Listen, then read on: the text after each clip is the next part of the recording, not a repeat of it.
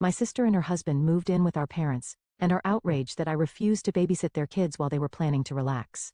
My parents sided with them, so I moved out and stopped paying their bills. Fresh out of college with my business degree, I found myself back in my childhood home. I'm Anna, 22 years old, and honestly, I hadn't planned on moving back in with my parents. But here I was. The job hunt didn't take long, thankfully. Within a week, I landed a position at Davidson Marketing with a pretty decent salary and promising performance bonuses. That evening over Mom's meatloaf, I shared my good news. I figured I'd stay here for about 3 months, save up some money, and then get my own apartment. The clinking of forks against plates stopped abruptly. Mom and Dad exchanged one of their looks, the kind that always meant trouble. Moving out, Mom set down her fork.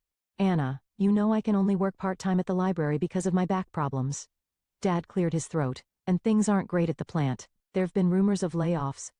We could really use your help with the bills, Mom added softly. And you wouldn't have to pay rent here. It just makes more sense, doesn't it? I stared at my half-eaten meatloaf feeling trapped.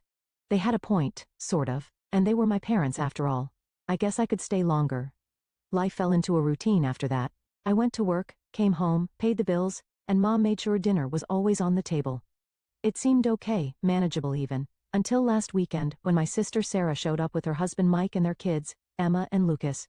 The change in my parents was like someone had flipped a switch. Oh, my precious angels. Mom cooed, scooping up 4-year-old Emma while Dad swung Lucas onto his shoulders. Sarah, darling, you look wonderful. How's everything going? Tell us all about what you've been up to. I stood in the doorway, watching as my parents fawned over their eldest daughter and her perfect little family. The way they hung on her every word, asking for details about the most mundane things, how her garden was doing, what new words Lucas had learned, how her book club was going. They'd never shown that kind of interest in my life. Not even when I made Dean's List, or won the business school's leadership award. Anna, be a dear and put on some coffee, Mom called over her shoulder, not even looking my way as she bounced Lucas on her knee. Standing in the kitchen that day, listening to my family's laughter from the living room, I couldn't help but think back to how things had always been this way. Sarah, 7 years my senior, had always been the star of our family show, while I was relegated to the role of supporting cast. I remember sitting at the same kitchen table when I was 11, showing Mom my straight A report card. She barely glanced at it before returning to her conversation with Sarah about college applications. That's nice, Anna, she'd said absently, waving me away. Sarah, honey, which universities are your top choices? Those years were all about Sarah's high school achievements. Every dinner conversation revolved around her grades, her extracurriculars, her college prep. I'd sit there quietly eating my peas while Mom and Dad hung on Sarah's every word about her AP classes and college tours. Everything changed even more dramatically when Sarah got accepted to Brighton University. I was 11 at the time and I still remember that dinner conversation like it was yesterday. We're so proud of you, sweetheart. Mom had exclaimed, tears in her eyes. We'll make it work, won't we, Robert? Dad nodded solemnly. We'll take out a student loan. Our Sarah deserves the best education possible. A week after Sarah left for college, they sat me down for a different kind of talk. Anna, Dad said, his voice serious. We need to tighten our belts for a while. The loan payments and Sarah's college expenses are significant. That's when things really changed. While my classmates got new phones every year, I kept my old flip phone until it literally fell apart. When I needed new clothes, we went to thrift stores instead of the mall. Christmas gifts became practical items like socks and school supplies, but they never forgot to send Sarah money. Your sister needs to focus on her studies, Mom would say, as she wrote another check. We can't let her feel stressed about money.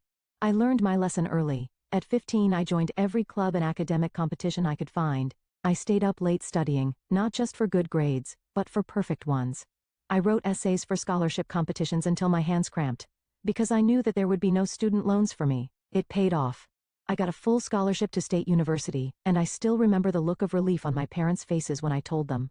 They wouldn't have to spend a dime on my education. Meanwhile, Sarah graduated, got a job in Brighton, and quickly married Mike, her college sweetheart. Within 2 years, she had Emma, and Lucas followed shortly after. My parents were over the moon. Their perfect daughter had created a perfect family. Now, every monthly visit turned into the same routine. Sarah and Mike would show up with the kids, and before I could even say hello properly, Sarah would be planning her weekend. Anna, you'll watch Emma and Lucas while we go shopping, right? She'd say, not really asking. Mike and I hardly get any alone time these days. The first few times I tried to suggest that our parents could watch them instead. Oh honey, Mom would say, rubbing her back. You know it's hard for me to keep up with young children, and your father needs his rest on weekends. So here I was, spending yet another Saturday watching Frozen for the 100th time with Emma, while Lucas tried to color on my bedroom walls. Sarah and Mike were off having lunch with friends, and our parents were puttering around the garden, occasionally peeking in to ask if I needed anything, as if they were doing me a favor. I tried to console myself with the thought that it was just one weekend a month, just one weekend of being the free, reliable babysitter while everyone else lived their lives. A year passed in this monthly rhythm of babysitting and bills. I had almost gotten used to it, almost. Then came the phone call that would turn my already complicated life completely upside down. I was doing dishes after dinner when I heard Mom's phone ring. From the kitchen, I could hear her surprised. "Sarah? Oh, sweetheart, don't cry. Tell me what happened." Through sobs, Sarah explained that Mike's company had gone bankrupt without warning. They couldn't afford their rent anymore and had no savings. Could we maybe stay with you for a while?" Sarah's voice was so loud through the phone that I could hear it clearly. "Of course you can," Mom exclaimed without a moment's hesitation. "We'll make room." My stomach dropped. I stepped forward, clearing my throat. If they're moving in, maybe this would be a good time for me to get my own apartment? You'd think I'd suggested burning down the house. Mom looked at me like I'd lost my mind. "Anna, don't be ridiculous. There's plenty of room for everyone, but we're family," Dad said firmly. "We stick together during hard times." They arrived the following weekend with 3 cars full of belongings. I spent Saturday morning moving my things into what had been our storage room, the smallest bedroom in the house, barely big enough for a twin bed and a dresser. My old room, which was twice the size, became the kids' nursery because the children need space to play. Emma, now 5, and 3-year-old Lucas, treated the entire house like their personal playground. They ran up and down the hallways, screaming and laughing, while Sarah watched TV at full volume, or had long, loud phone conversations with her friends about how difficult this transition was for her. "Emma, Lucas, keep it down." I'd call out when they burst into my room for the 10th time, scattering my work papers everywhere. "They're just playing, Anna," Sarah would say dismissively, not even looking up from her phone. "Don't be such a grouch." After work, all I wanted was to relax in my room, maybe read a book or watch something on my laptop. Instead, I got to listen to Baby Shark playing on repeat through the thin walls, punctuated by the constant thump of little feet running back and forth, and Sarah's loud laughter at whatever show she was watching downstairs. Mike spent his days supposedly job hunting, but mostly I saw him sitting at the kitchen table, scrolling through his phone with a worried expression. "The job market's tough right now," he'd say whenever anyone asked. "But I'm sure something will come up soon." I lay in my tiny bed each night, staring at the ceiling, listening to the chaos that had become my home, and wondered how I'd let myself get trapped in this situation. But every time I thought about bringing up moving out again, I remembered my parents' reaction and kept quiet. The first utility bill after Sarah's family moved in hit me like a punch to the gut. I stood in the kitchen, staring at the numbers that were almost double what I usually paid. The water bill alone had skyrocketed, not to mention electricity and heating. Looking at my bank account, I realized that my dreams of saving for my own place were quickly evaporating. That evening at dinner, I decided to bring it up. "So, about the utility bills." I started pushing my piece around the plate. "They've doubled since last month. I can't keep covering all the bills by myself anymore. It's taking almost my entire salary." Sarah's fork clattered against her plate. "Are you seriously complaining about money right now, when Mike and I have lost everything?" "I'm not complaining. I just think we need to figure out a fair way to. I can't believe how selfish you're being." Sarah's voice rose. "We're going through the hardest time of our lives and all you care about is money?" "Sarah's right, Anna," Mom jumped in. "Family helps family. That's what we do." Dad nodded solemnly. "Your sister and Mike need our support right now. This isn't the time to be counting pennies." I looked down at my plate, swallowing the words I really wanted to say. "Fine. Never mind." A week later, Mike finally got a job at an insurance company. It paid less than his previous position, but at least it was something. I thought maybe things would start getting better. I was wrong. It's so hard being alone with the kids all day. Sarah started complaining almost immediately. "Mike leaves at 8 and doesn't get back until 6. I never get a break." Then it started.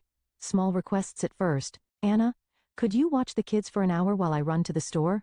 Anna, would you mind keeping an eye on them while I take a shower?" Before I knew it, these small favors had snowballed into something much bigger. I'd come home from work to find Sarah already dressed up to go out. "Oh good, you're home," she'd say, grabbing her purse. "Mike and I are meeting friends for dinner.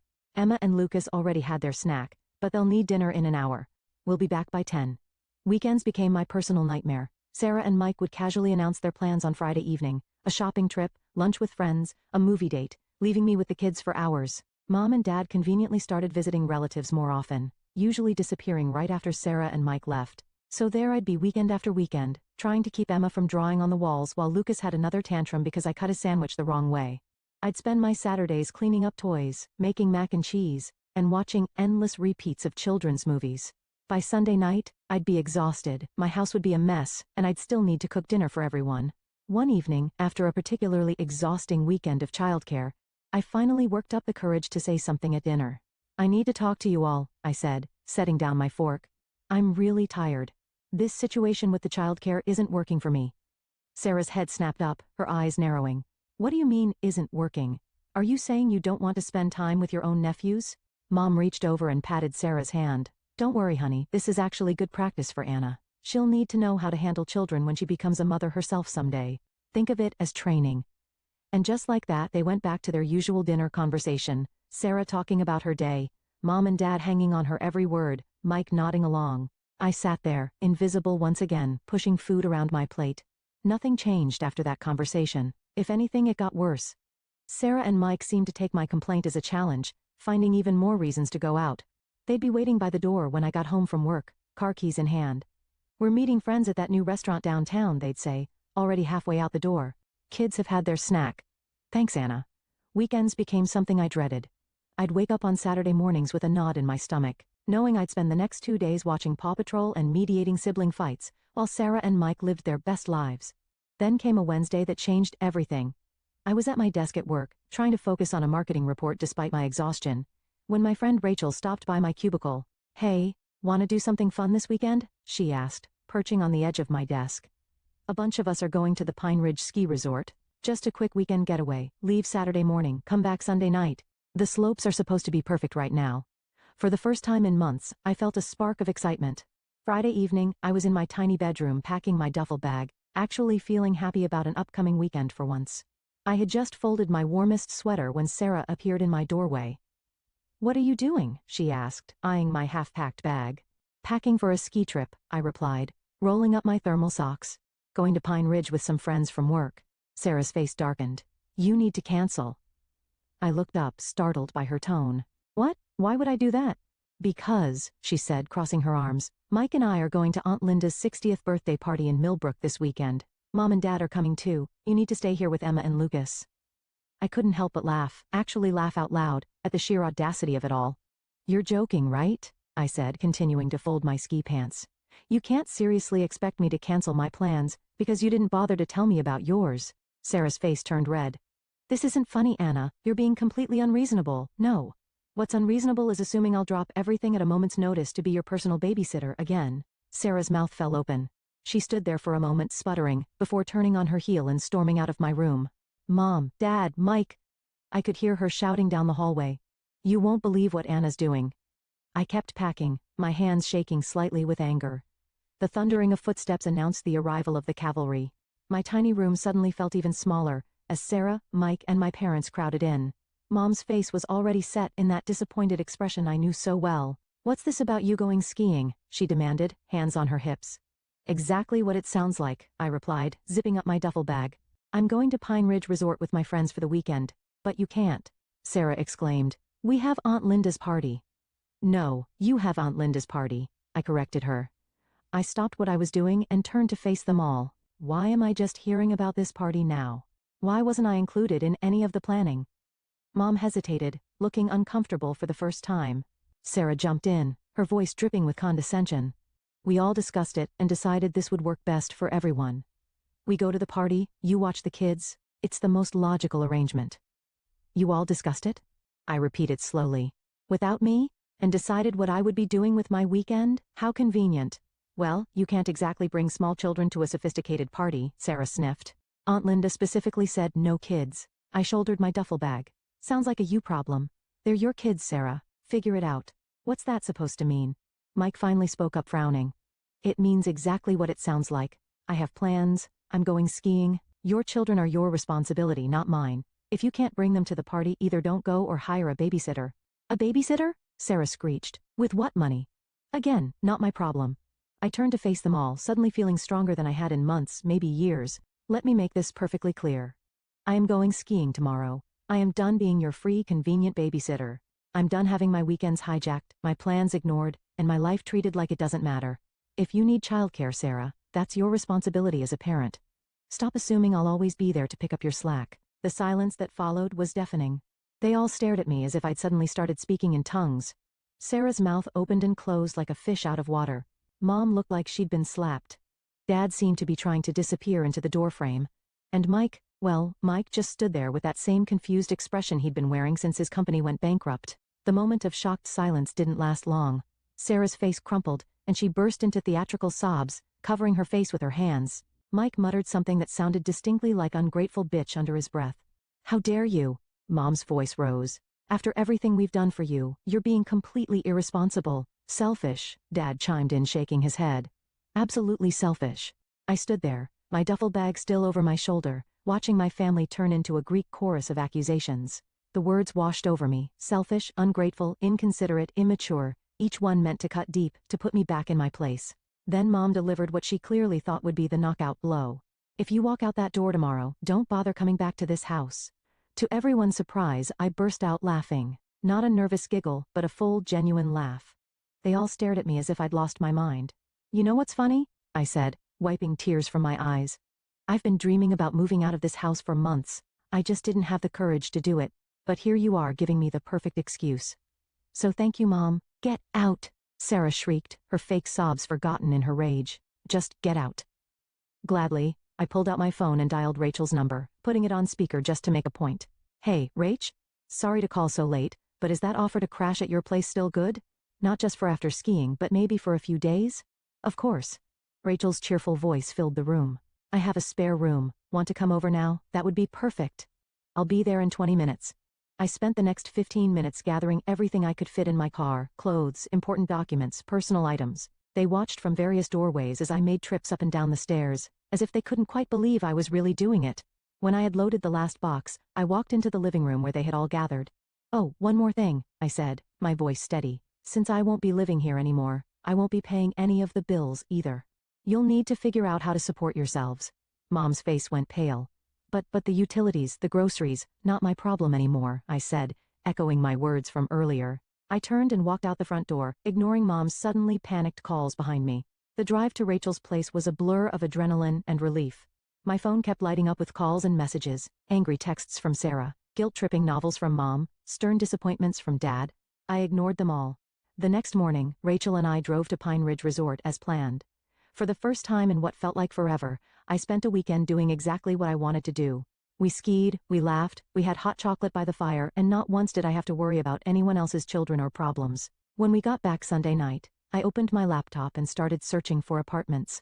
With my salary no longer going to support my family, I could actually afford a decent place. By Wednesday, I had found a small but bright one-bedroom apartment in a nice area of town, just a 15-minute drive from my office. My first week in my new apartment was like learning to breathe again. Every morning, I woke up to blessed silence, no screaming children, no blaring TV, no guilt-inducing sighs from my mother. I could make coffee and drink it while it was still hot. I could spend my evenings reading or watching whatever I wanted on Netflix. The messages kept coming though. I didn't answer the calls, but I couldn't help reading the texts. They followed a predictable pattern. Mom, how could you abandon your family like this? We need you. Sarah, you're so selfish. The kids keep asking where Aunt Anna is. Dad, your mother is very upset. You need to make this right.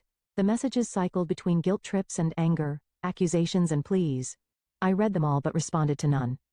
My silence seemed to drive them even crazier.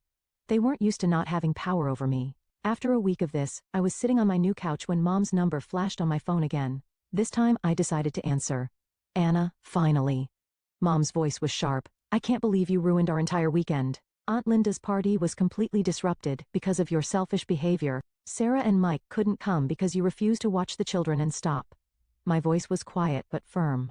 Just stop. I'm done with this, Mom. I'm done being treated like a servant in my own home. I'm done being expected to sacrifice everything, my time, my money, my life, for everyone else's convenience. I'm done being the family ATM and free babysitter while being treated like I don't matter. There was a long pause on the other end. When Mom spoke again, her voice had changed to that wheedling tone I knew so well. Honey, I know things haven't been perfect, but we're family. We need you. The bills this month, we're struggling without your help. No, Mom, I'm done. Maybe someday we can have a relationship again, but it will be on equal terms. No more manipulation, no more guilt trips, no more treating me like a walking wallet or free childcare service. Until then, I need space to live my own life. I hung up and immediately blocked her number. Then I went through my phone and blocked them all. Mom, Dad, Sarah, even Mike. I blocked them on social media too. It felt both terrifying and liberating, like cutting anchor lines I hadn't even realized were holding me down. Maybe someday I'll be ready to have my family back in my life. Maybe with enough time and distance, we can build something new, something healthier, with boundaries and respect. Or maybe we won't. Either way, I'm done sacrificing my own happiness and well-being to meet their endless demands.